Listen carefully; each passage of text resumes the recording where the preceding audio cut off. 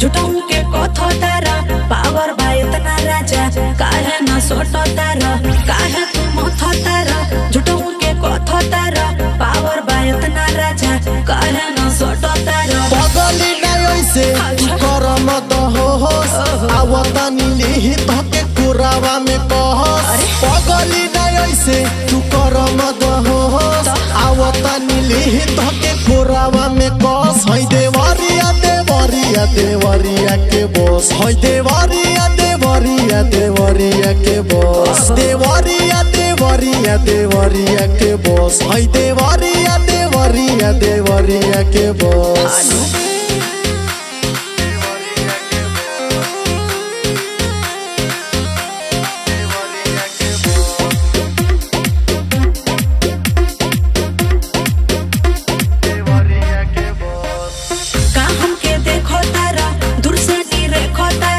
चढ़ल जवानी हमार आँखों तू से कतारो